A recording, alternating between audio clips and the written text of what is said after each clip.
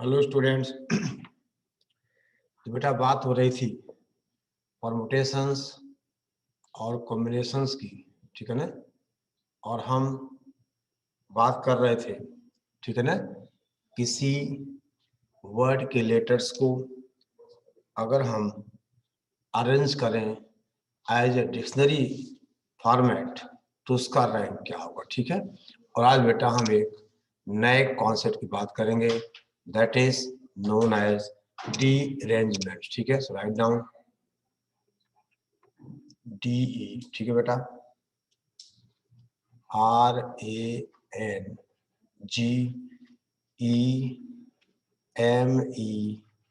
RANGEMENTS, डीरेंजमेंट्स, ठीक है।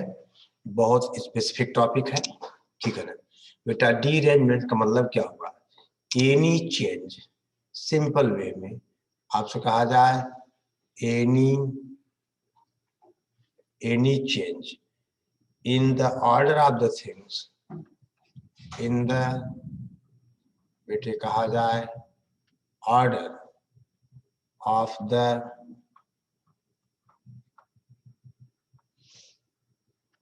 of the things, ठीक है ना, in a group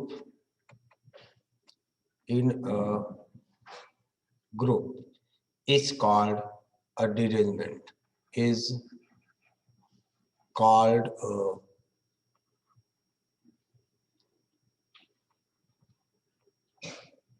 derangement, ठीक है बेटा। और इसको ऐसा भी कहें बेटे, when n things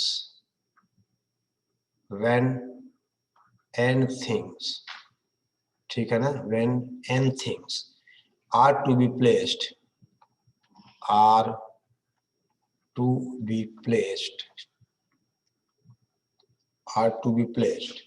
at n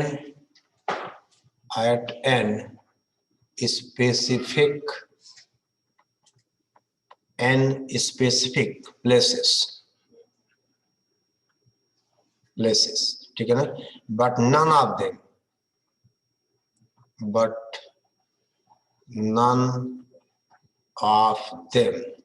occupy them is beta placed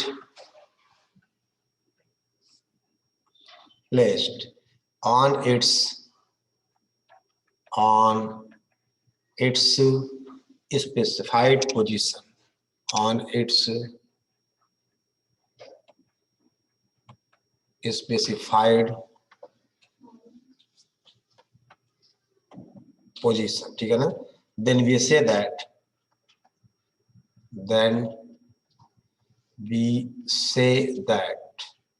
ठीक है ना, n things are deranged, n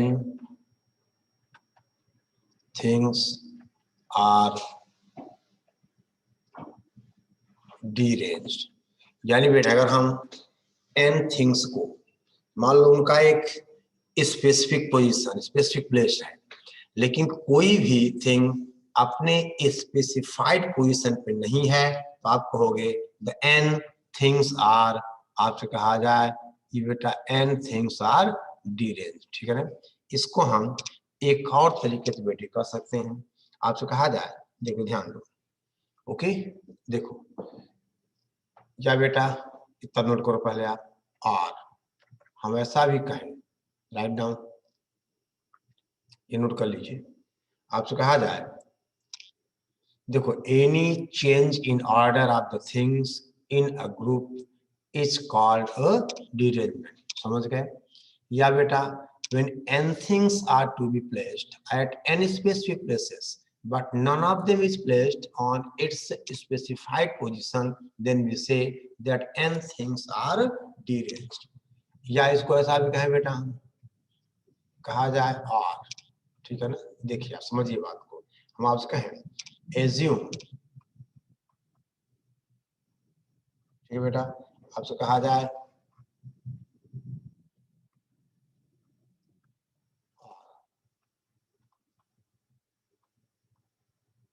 assume A1 A2 up to AM, ठीक है ना, AM P n distinct things P N distinct, ठीक है ना, डिस्टिंक्ट थिंग्स, ठीक है ना, such that their positions are fixed, such that their positions are fixed, ठीक है बेटा, इनकी पोजीशन फिक्स्ड है इन आपसे कहा जाए इनर रो, ठीक है ना। इफ we now arrange या rearrange A1 A2, आपसे कहा जाए A1 A2 A3 up to AN, ठीक है ना, AN in such a way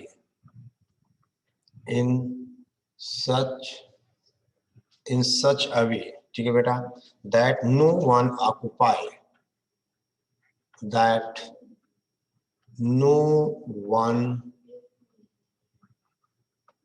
occupy its original place,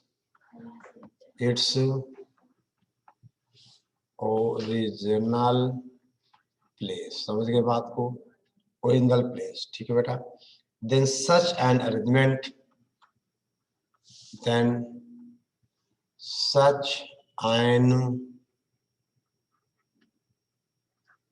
arrangement is called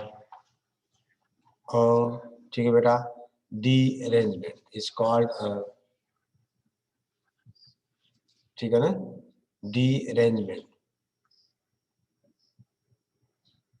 समझ गए। देखो समझो बेटा, assume A1 A2 AN be n distinct things such that their positions are fixed in a row, ठीक है, यानी ये जो हमारी A1 A2 n things हैं इनकी पोजीशन फिक्स है, ठीक है।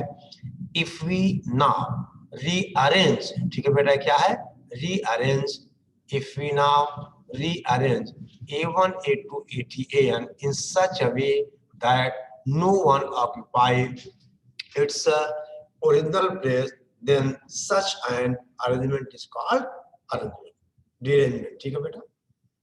अब आपसे कहा जाए, हम बेटे कहें सपोज करो, और आपसे कहा जाए this is represented as dn, यानी अब आप कहोगे बेटा dn is equal to this is n factorial into 1 minus, देखो बेटा 1 minus 1 upon 1 factorial plus 1 upon 2 factorial minus 1 upon 3 factorial and so on plus minus 1 की power n 1 upon n factorial. यह बेटा नंबर ऑफ डिरेंजमेंट, यानी कितने तरीके से ऐसा हो सकता है कि know thing occupy its original place, यानी dn का मतलब अगर n थिंग्स हैं और उनकी पोजीशंस फिक्स हैं, अगर हम उनको रीअरेंज करें तो all the n things does not placed its original position, the number of which dn is equal to n factorial 1 minus 1 upon 1 factorial plus 1 upon 2 factorial plus 1 upon 3 factorial and so on minus 1 की power n 1 upon n factorial। समझ गए बेटा, ये हुआ derangement, ठीक है ना, okay ठीक बेटा। यानी नंबर ऑफ वेज इन विच, ऐसा कहा जाए मान लो बेटे n लेटर्स हूं आपके, हम देयर आर n letters, ठीक है बेटा, n letters and n envelopes, ठीक है ना, there are n letters and corresponding to n आपसे कहा जाए envelope, ठीक है ना।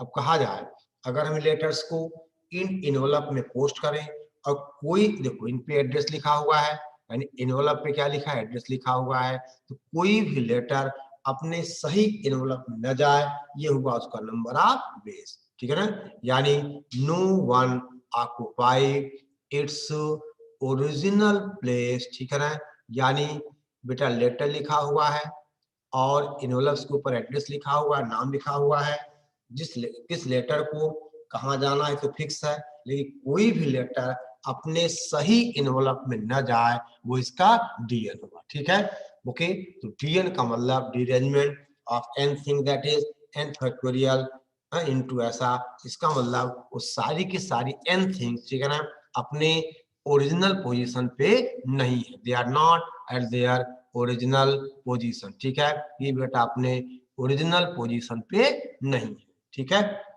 अब देखो ध्यान दो, आप इसको नोट करो। आप dn का मतलब n factorial into 1 minus 1 upon 1 factorial plus 1/2 factorial and so on minus 1 की पावर n इंटू 1 अपॉन, ये बेटे लिखा है 1 अपॉन n फैक्टोरियल। ठीक है ना, दिस इज 1 अपॉन ये बेटा n फैक्टोरियल। ठीक है, ये हुआ डीरेंजमेंट। ठीक है, अब देखो ध्यान दो बेटे, आपसे कहा जाए नोट, ध्यान दीजिए, डीएनए हुआ, यानी देखिए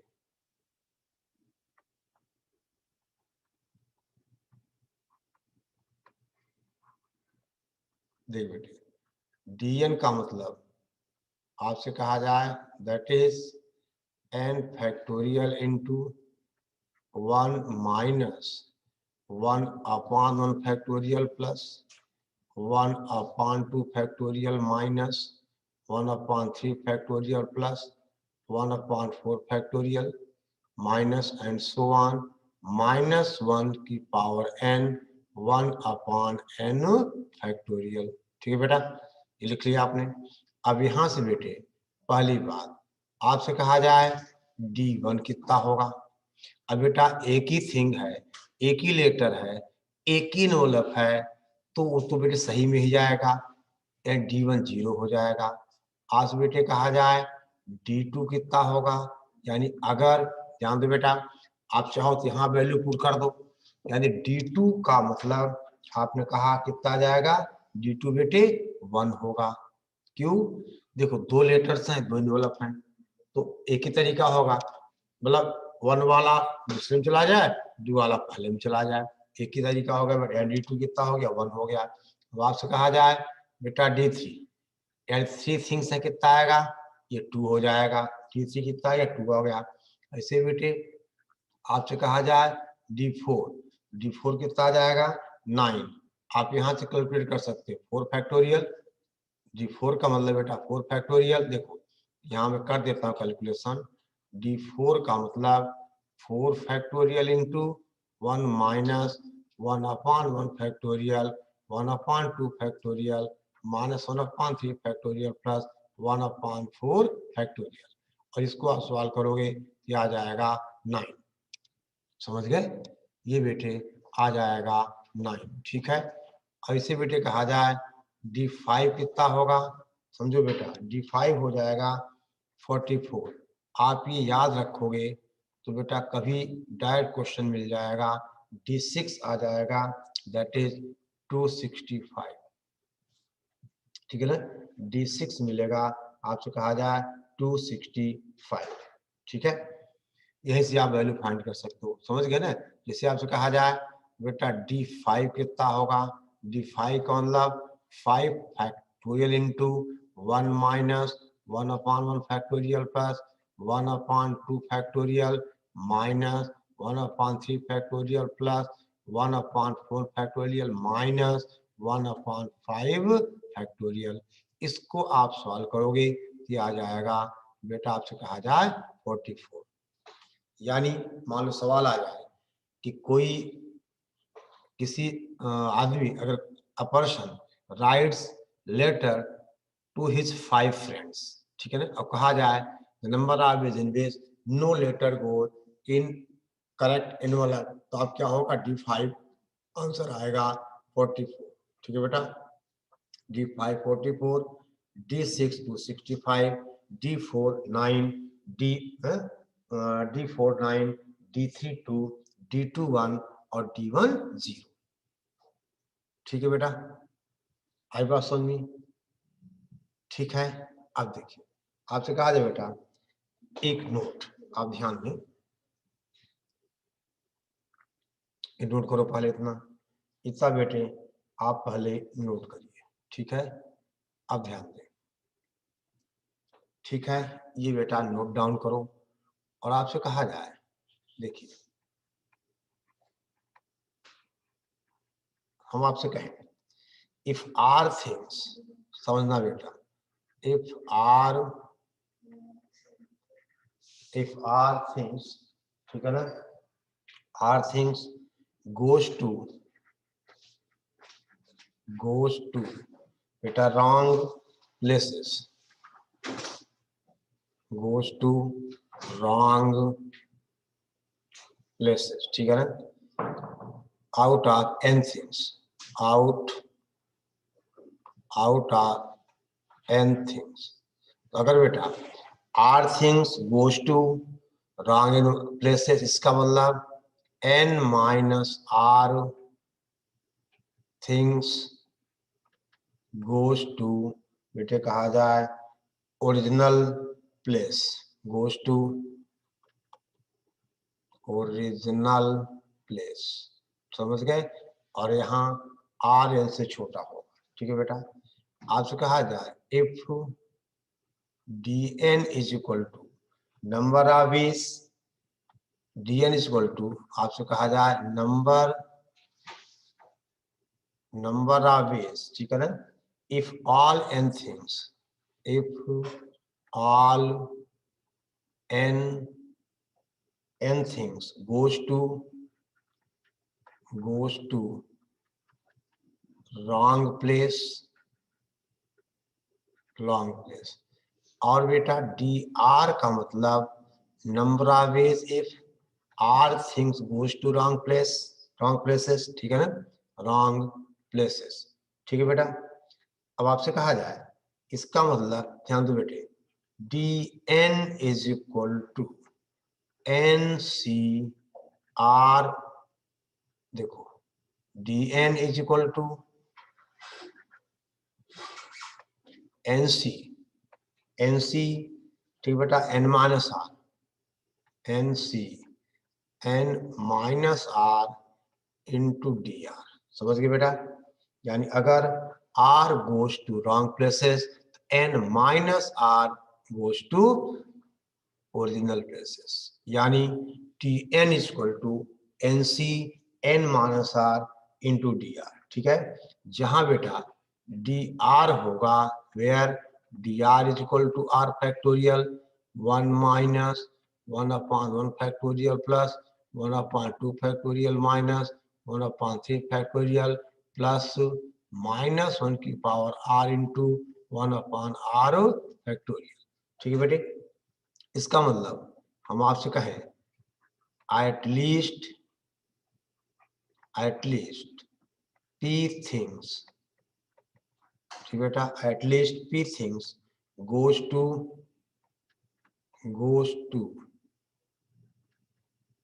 wrong, ठीक है ना, wrong places,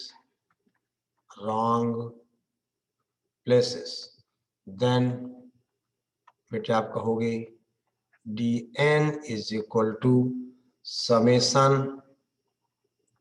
r runs from p to n, ठीक है ना, that is nc n minus r nc, ठीक है बेटा, n minus R into D R, ठीक है बेटा। At least p things goes to wrong places, then dn is equal to r runs from p to n nc n minus r into dr, nc n minus r into dr, ठीक है। अब बेटा इस पे based हम एक question करते हैं, ठीक है ना। देखिए आप, हम बात करें एक सवाल की, ठीक है, ये आपको बेटा याद रखना, ठीक है ना। देखो हम बेटे केसेस बनाएंगे, एक रॉन्ग में, एन माइनस ओरिजिनल में, टू रॉन्ग में, ठीक है ना। बेटा इतने केसेस बनेंगे, आपको दिक्कत आएगी। आपको रेडीमेड देखना है कि एन थिंग्स का डिरेंजमेंट्स क्या था, एन फैक्टोरियल इनटू, ठीक है ना, 1 minus 1 upon 1 factorial plus 1 upon 2 factorial plus and so on minus 1 की power n 1 upon n factorial। फिर आपने कहा दे बेटा कि अगर देखो dn equal to n C N minus R into D R, ठीक है ना, यानी अगर r things goes to बेटा wrong places then n minus r things goes to original places। तो अगर dn हमने कहा number of ways if all n things goes to wrong places और dr आपने कहा number of ways if r things goes to wrong places then dn is equal to nc n minus r into dr। जहां बेटा ये value है dr की, ठीक है ना, where this is the value of आपसे बेटे कहा जाए dr, ये आपका dr हो गया।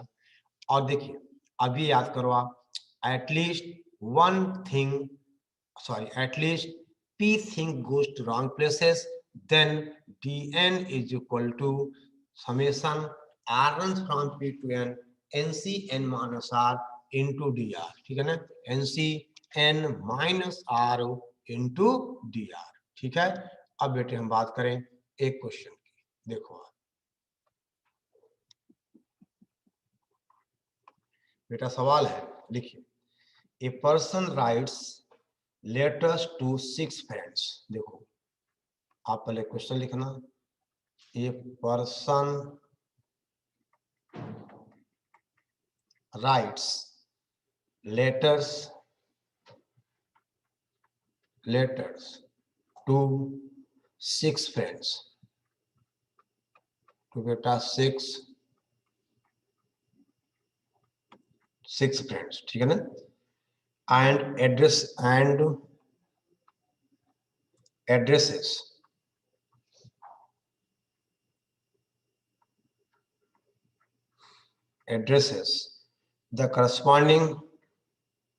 addresses the corresponding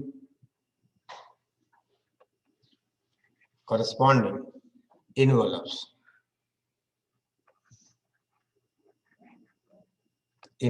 ठीक है बेटा। in how many ways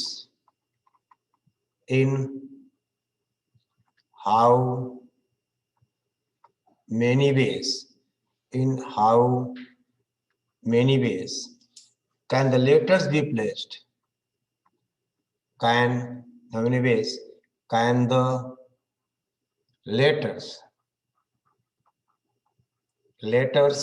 ठीक बेटा be placed, letter be placed, ठीक है, in the envelopes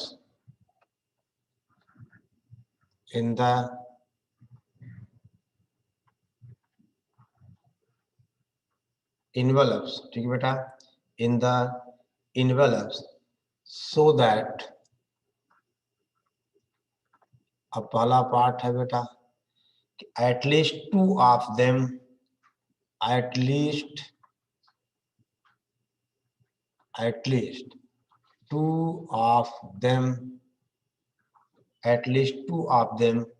are in, हम बेटे कहें wrong places,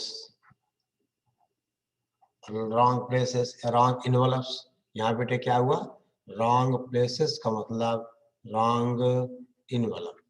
और दूसरा बेटा आपसे कहा जाए all the letters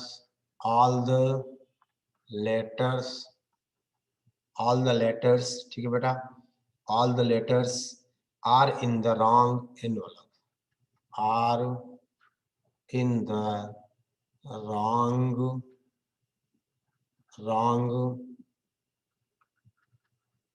envelopes।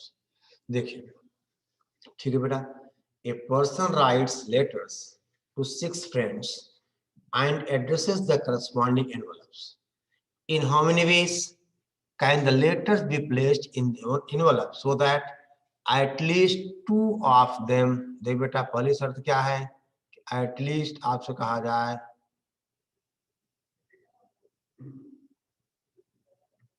two of them are in the wrong envelope or all the letters are in the wrong envelope। अब बेटे पहली बात आपसे कहा जाए पहले का आंसर होगा, देखो अभी आपने पढ़ा था कि if at least p letters goes to wrong envelope, तो ये था dn equal to summation r runs from, ठीक है ना, p to n nc n minus r into dr। समझ गए बेटा? यानी आपसे कहा जाए कि दिस इज पहले केस का आंसर होगा summation r runs from 2 to n, कितना बेटा 6 है, और ncr का मतलब 6c 6 माइनस r इंटू बेटा dr। और आप कहोगे दैट इज कितना होगा, r को बेटे आप 2 पुट करोगे, कितना आ जाएगा ये 6c4 d2 प्लस कितना 6r को नहीं, हाँ 6c4 d2, फिर बेटा 6c3 और d3 प्लस 6c कितना, ये 2 हो जाएगा और d2, ठीक नहीं, r को 2 3 यानी ये बेटा d4, एक सेकेंड, ये कितना आ गया, ये d4 आ गया, फिर 5 पुट करोगे तो 6c 6, देखो 6 माइनस कितना बेटा 1 और कितना d5, उसके बाद 6c0 और d6, ठीक है ना। और देख बेटा वैल्यू पुट करते जाओ, आप पता है 6c4 कितना होगा 15 d2, 6c3 निकालो कितना बेटा 20 d3, 6c2 निकालो कितना आएगा 6c2 का मतलब 6c4 15 d4, 6c1 6 d5 plus बेटा ये d6। और आपको पता है कि 15 इंटू d2 कितना बेटा 1 होता है, बोलो, और d2 कितना होता है d2 सॉरी d2 1 d3 कितना लिखा था आपने 2, 20 इंटू 2 प्लस d4 कितना था 9, 15 इंटू 9, ठीक है ना, और प्लस बेटा 6 d5 कितना था 44 और d6 आपने लिखा था, बोलो 265, यानी 64, एक सेकेंड,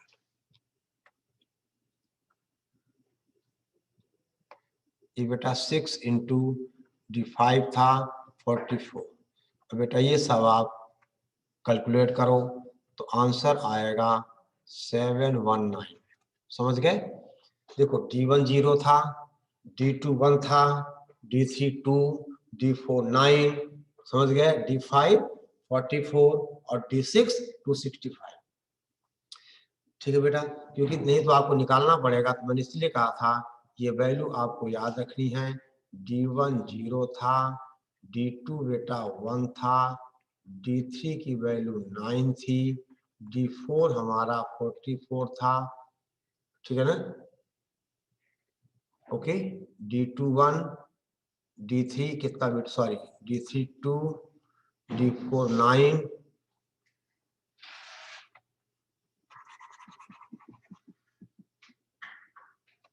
ये तो बेटा हमारा फॉर्मूला है, ठीक है ना। At least p things goes to wrong envelope, आपने कहा था r रन्स फ्रॉम p से कहां तक 6 तक, और nc n minus r dr, यहाँ r की वैल्यू 2 है, ठीक है ना, यानी सॉरी p की वैल्यू 2 है, तो r runs from 2 to 6 6c 6 minus r dr, और ये बेटा वैल्यू जो मैं यहाँ लिख रहा था वैसा था, d1 0 था, d2 आपका 1 था, d3 बेटा 2 था, बोलो, d4 बेटा कितना 9 था, d5 कितना था 44 और d6 कितना था 265। ये याद होना चाहिए, ठीक है ना। तो आपने बेटा सवाल कर लिया, अगर कम से कम at least 2 of them are in wrong envelope, यानी उनमें से अगर कम से कम 2 रॉन्ग इनवलप में हैं तो नंबर ऑफ वेज होगा 719। और सेकंड पार्ट बेटे क्या है, सेकंड है all the letters are in wrong envelope, यानी यहां आपको क्या निकालना है रे, यहां निकालना है d6, तो इसका आंसर हो गया बेटा 265, बोलो इसका आंसर हो गया 265 D6। समझ गए बेटा? डीरेंजमेंट का मतलब आप समझ गए, ठीक है ना? Any change in the order of things in a group is called derangement. यानी बेटा अगर n थिंग्स हैं और उनका स्पेसिफाइड प्लेस है, अगर हम उनको रीअरेंज करें कि n में से कोई भी अपने, ठीक है ना, ओरिजिनल प्लेस में न जाए, तो such an arrangement is called, बोलो, डीरेंजमेंट। ठीक है ना? और आपने बेटा डीएन पढ़ा, डीएन इज इक्वल टू, बार बार मैं इसलिए लिख रहा हूं कि आपको याद हो जाए। ठीक है बेटा? क्या लिखा था आपने? आपने कहा था, लिख लिया आपने? दे बेटे। अब आपने कहा बेटे, पहले आपने कहा था दो बातें, आप उसको एक बार फिर देख लो। डीएन आपने क्या लिखा था? आप बोलो, मेरे साथ बोलो, n factorial into 1 minus 1 upon 1 factorial plus 1 upon 2 factorial minus 1 upon, बोलो, 3 factorial plus and so on minus 1 की power n 1 upon n factorial. और ये बेटा D1 था, D2, D3। ठीक है ना? और फिर आपने कहा if at least p things goes to wrong envelope, इसका बेटे क्या था? Summation r run from p to n nc n minus r into dr। और आपने क्या कहा था कि अगर r things goes to wrong places then n minus r things goes to original places. इसे में आपने कहा था dn is equal to nc n minus r into dr। ठीक है? ओके। अब बेटा ये अभी ये लास्ट लेक्चर हुआ पीएनसी का। अब हम शुरू करेंगे बाइनोमियल। बाइनोमियल खत्म करने के बाद बेटा 3 से 4 लेक्चर फिर हम लौटेंगे कहाँ पे? पीएनसी पे। ठीक है? परमुटेशन और कॉम्बिनेशन। ठीक है? ओके। इतना बेटे आप नोट करिए, बाकी की बात हम, ठीक है ना, बाइनोमियल थ्योरम में करेंगे। ठीक है? चलिए।